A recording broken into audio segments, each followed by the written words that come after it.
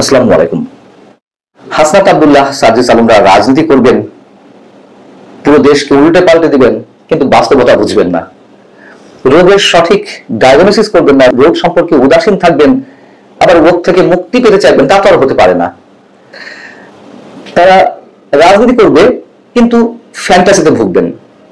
মঙ্গলবার আওয়ামী লীগের যে একটি মিছিল বের হলো রাজধানীতে, সেটি দেখে তারা সত্যি সত্যি কি ভয় পেয়ে গেলেন, টেনশনে পড়ে গেলেন, নাকি তারা যে হুঁশিয়ার হুঙ্কার ছাড়ছেন, সত্যি সত্যি তাদের কোনো রাজনৈতিক আদর্শবাদিতার জায়গা থেকে এই কথাগুলো বলছেন?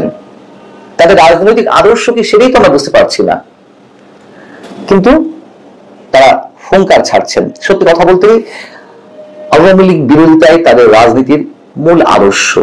আওয়ামী লীগের বিরোধিতাই তাদের এখন রাজনৈতিক পুঁজি। এটি অপ্রিয় হলো বাস্তবতা। এখন এই কথা বলতে গেলে তো ফ্যাসিবাদের দোষও বানিয়ে দেওয়া হয় আমাদেরকে, সেটা কোনো বিষয় নয়। এটি আমরা অনবরত শুনছি। আওয়ামী লীগের সময়ও আমাদেরকে বিএনপি জামাতের দালাল বানিয়ে দেওয়া হয়েছিল। তবে একটু মনে করিয়ে দিলাম, আবারও মাঝে মাঝে এই কথাটি মনে করিয়ে দিতে চাই।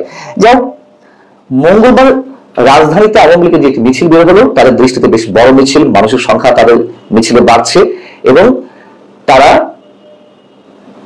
সেটিতে যে প্রতিক্রিয়া জানিয়েছে, বিশেষ করে হাসনাত আব্দুল্লাহ তার ফেসবুক পেজে, খুবই হাস্যকর, স্রেফ হাস্যকর মনে হয়েছে।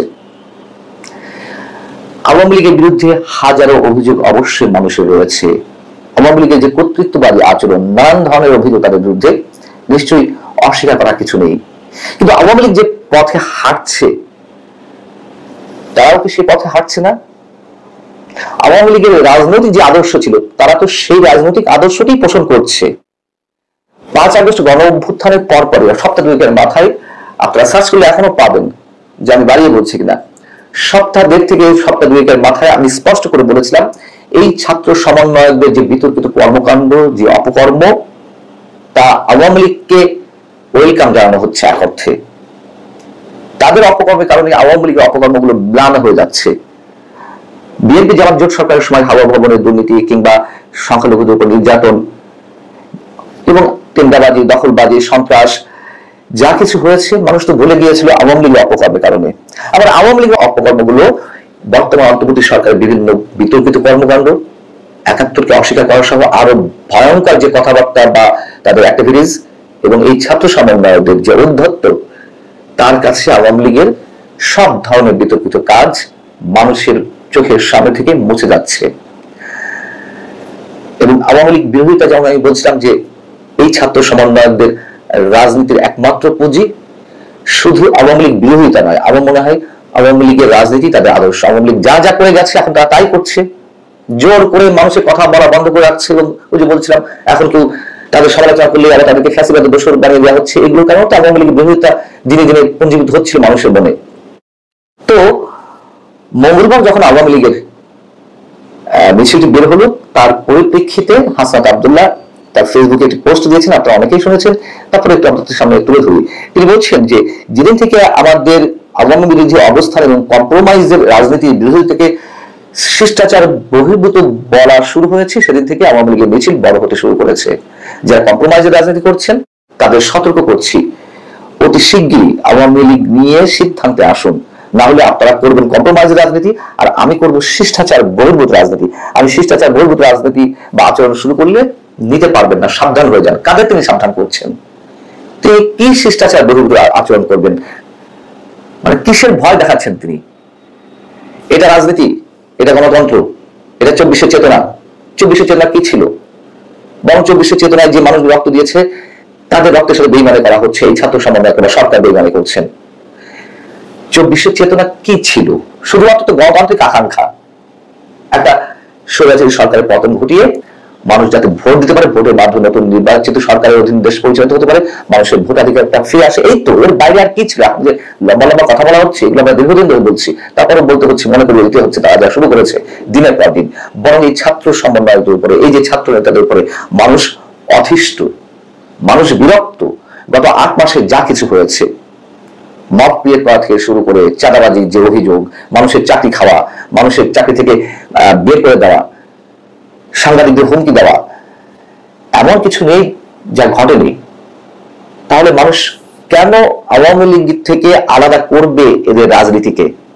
বরঞ্চ কেউ কেউ তো বলেন যে শেখ হাসিনা স্বৈরাচার হয়ে উঠতে সময় লেগেছিল 15.5 বছর, আর গত 8 মাসে যা হয়েছে 8.5 মাসে তার চেয়ে অনেক ক্ষেত্রে অনেক বেশি হয়েছে। কেন মানুষ এই কথাগুলো বলবে? কি বলবেন? এগুলো আওয়ামী লীগ যারা ভক্ত সমর্থন তারা বলছে না। হাসনাত আব্দুল্লাহ আপনার ফেসবুক পেজে দেখুন কমেন্টগুলো কি করেছে। প্রকাশ্যে তো দেশের লার্নার পার্সন থেকে শুরু করে রাজনীতিবিদরা তারা তো বলছে যে তাদের যে বডি ল্যাঙ্গুয়েজ প্রকাশ্যে বলছে যে তারা কি হয়ে গেছে, কি মনে করেন নিজেদেরকে। গণমাধ্যমের পক্ষ থেকে হাসনাত আব্দুল্লাহকে জিজ্ঞাসা করা হয়েছিল যে কারা আপোষে রাজনীতি করছে, তিনি সরাসরি কিছু বলেননি। তিনি কি বলেছেন? অনেকেই আপোষে রাজনীতি করছেন, পরিস্থিতি অনুযায়ী প্রয়োজনে আমি তাদের নাম প্রকাশ করবো। জুলাই গণ অভ্যুত্থানে মানুষের রক্তের সঙ্গে কোনো বেইমানি মেনে নেওয়া হবে না। এই যে জুলাই গণ অভ্যুত্থানে যারা রক্ত দিয়েছে বরং বেইমানি অন্য কেউ না, বেইমানি তারাই করছেন। তাদের রক্তের উপর দাঁড়িয়ে ক্ষমতায় যাওয়ার যে একটা সুপ্ত বাসনা না, এটি এখন তো ওপেন। তারা ক্ষমতা কেন্দ্রিক রাজনীতি করছে, ক্ষমতা কেন্দ্রিক রাজনীতি করছে বিধায় ক্ষমতার উচ্ছিষ্ট তারা ভোগ করছে, এই জন্য তারা নির্বাচন হতে দিতে চায় না। তারা ভালো করেই জানে যে নির্বাচনে দাঁড়ালে কয়টা আসন তারা জিততে পারে, একটাও পাবে না, একটাও না। এটি তো আমার কথা নয়, বিভিন্ন মুখ থেকে বেরিয়ে আসছে। এবং আওয়ামী লীগকে রাজনীতি নিষিদ্ধ করলেই কি সব সমাধান হয়ে যাবে? ছাত্রলীগ নিষিদ্ধ করা হয়েছে, ছাত্রলীগ তার কার্যক্রম থামিয়ে রেখেছে। জামাত ইসলামীকে 2009 সাল বা 10 সাল থেকে একেবারে অলিখিত ভাবে নিষিদ্ধ করে রাখা হয়েছিল। তাদেরকে একটা ব্যানার নিয়ে রাস্তা নামতে দেওয়া হয়নি, তাদেরকে যেখানে পাওয়া গেছে সেখান থেকে আটক করা হয়েছে, ধাওয়া দেওয়া হয়েছে, হামলা করা হয়েছে। তাতে কি হয়েছে? জামাতের রাজনীতি শেষ হয়ে যাচ্ছে? বরং জামাত আরো সংগঠিত হয়েছে, আরো 4 গুণ 5 গুণ শক্তিশালী হয়েছে। আন্তর্জাতিক গণমাধ্যম ডিপ্লোমেটের একটা উদাহরণের আগে আমি একবার দিয়েছি, যেখানে 2009 সালে জামাতের রোকন সদস্য ছিল মাঠ পর্যায়ে 15,000, সেটি 2024 নির্বাচনের আগে 23 সেপ্টেম্বর এসে সেটি দাঁড়িয়েছিল 73,000-এ। আওয়ামী লীগ নিষিদ্ধ করলে তারা এরকম রাজনীতি করবে না, এরকম অ্যাক্টিভিটিস চালাবে না? এত সহজ রাজনীতি এতই শেষ করে যায় মানুষকে। বিএনপি আওয়ামী লীগের রাজনীতি এই বাংলাদেশ থেকে মানে সমরূপকরণ করা সম্ভব কখনো? এবং তারা আরো শক্তিশালী হবে। এর প্রমাণ আমাদের সামনে আছে। গত 16 বছর বিএনপি যেভাবে আক্রমণ, হামলা, মামলার শিকার হয়েছে, বিএনপি শক্তিশালী হয়নি। 75 পরে আওয়ামী লীগ তো এক প্রকার নিষিদ্ধ ছিল, সেই আওয়ামী লীগ শক্তিশালী হয়নি। জামাতকে যে 2024 5 আগস্টের আগে অর্থাৎ 2 তারিখের দিকে নিষিদ্ধ করা হলো নির্বাহী আদেশে, জামাত শেষ হয়ে যাচ্ছে, তখন তো আমরা প্রতিবাদ করেছিলাম। এসব বলে কোনো লাভ নেই। এগুলো করে কেবল রাজনৈতিক উত্তেজনা ছড়ানো হবে, কাজের কাজ কিছু হবে না। এবং এইভাবে যারা হুঙ্কার হুঁশিয়ারি দিয়ে মানে বলে না যে ফাঁপা কলস বাজে বেশি, তেমনটা দেখা যাচ্ছে।